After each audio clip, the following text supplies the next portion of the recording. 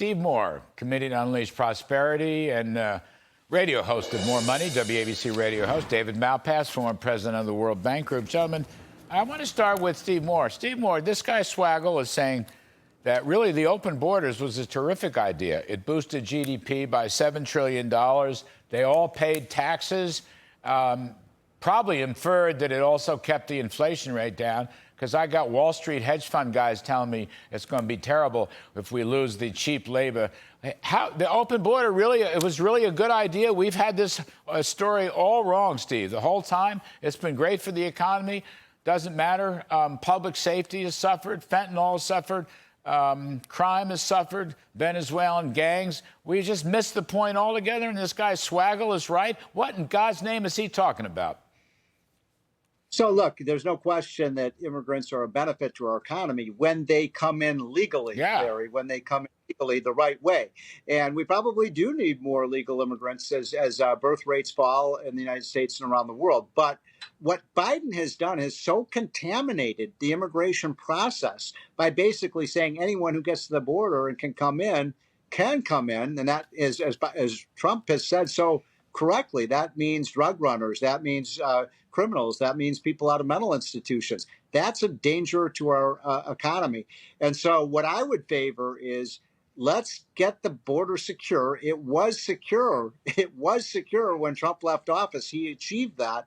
And as he said, you were there when he gave the speech. The people who graduate with advanced degrees and so on, the people who are, you call them the brainiacs, the ones who want to work hard, we need them.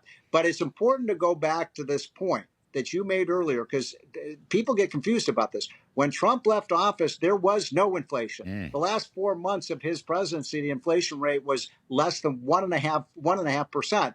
And then within 18 months, it went to 9.2%. Now, Larry, how can any rational person accuse Trump of being the one who's going to cause inflation? That's ridiculous. Running essentially.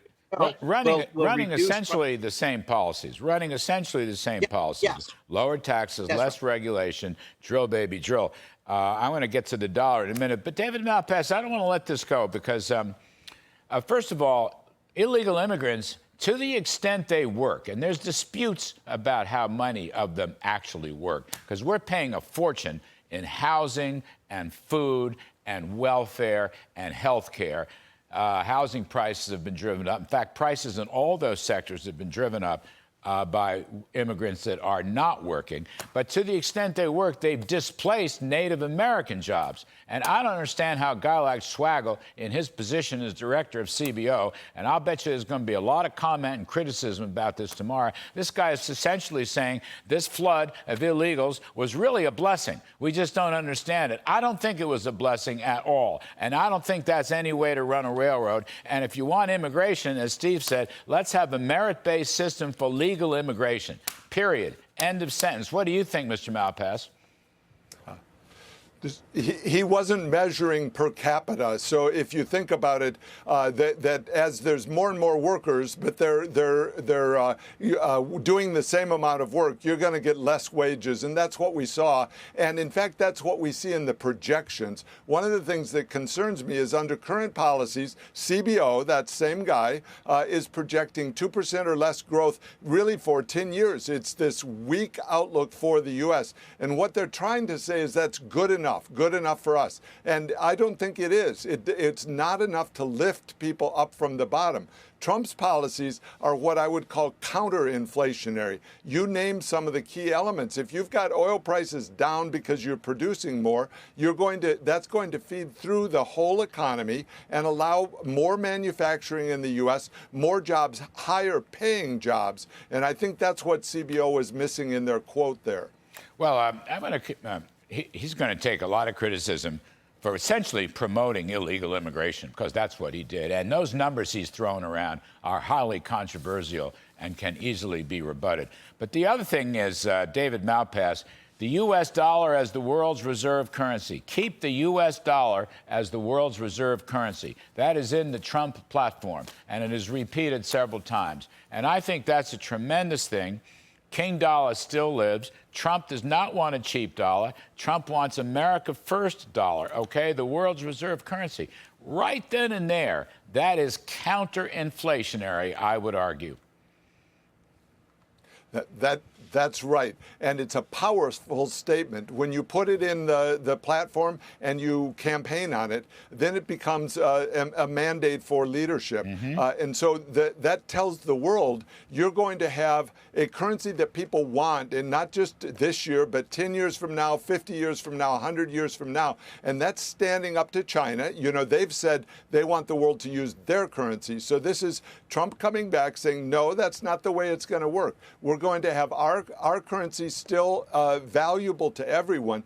That implies a lot, and I think you said it in your opening, that implies a lot for the policies, meaning markets can be confident that we're going to have a strong dollar and that it's going to be non-inflationary, and therefore it makes it a good place to invest. So let's stick with that, build policies around that. And you also mentioned, and important, is some restraint on spending growth. Yeah. Biden's saying the opposite of these things, not talking about the dollar, not talking about constraining spending. Let me get back to Steve Moore. Let me get back to Steve Moore. Yep. Steve, the basic point here is if you have lower tax rates and you have a strong, reliable king dollar, I would argue that's pro-growth and counter-inflationary. I don't know what some of these hedge fund managers are talking about, or Politico's Morning Money is talking about. We've seen this movie before. Lower tax rates in the first term, a steady, strong dollar in the first term, okay? You can punish unfair trading practices. That's not a problem for inflation. Immigration, illegal immigration was slowed to a trickle in the last 2 years. I mean, I think this is pro-growth, counter-inflationary, and Wall Street, once again, has the story wrong. Well, the three of us are old enough to remember the Reagan era when the big disinflation in the economy first happened in the early 1980s after Jimmy Carter handed off, 8 or 9% inflation. And it was the tax reductions, right, Yep. David? Yep. And it was the tight money that was created by the Fed under Volcker. And we had a 30 or 40-year period of very low inflation. People had almost forgotten how sinister inflation can be to family incomes until Joe Biden came in, and they forgot the lessons of the last 40 years. And here's the thing that's really troubling to me. Joe Biden's economic plan, if he has a second term, is to raise taxes. That's all he said. I'm going to raise taxes on the rich. How in the world are you going to grow the economy with higher taxes? And can I just add this? You look at history. When you increase tax rates, inflation goes up. Yes. When you lower Yes. tax rates, inflation goes down. Why? Because you have more demand chasing fewer goods. That's what happens every time. Or you have the same demand chasing fewer goods. If Trump's going to cut tax rates, he's going to stay in the corporate tax, he's going to lower individual taxes again. That is fundamentally anti-inflationary. People don't get this. I'm running out of time. I got to get out. I'm sorry, David. We'll do more. Quick point. More growth and lower interest rates. It allows it. That's what Reagan did. Yes. Well, listen, it's supply-side economics, low tax rates, solid, stable dollar, world's reserve currency. That is a prescription for non-inflationary economic growth. Let us not forget that. Steve Moore, thank you. David Malpass, thank you.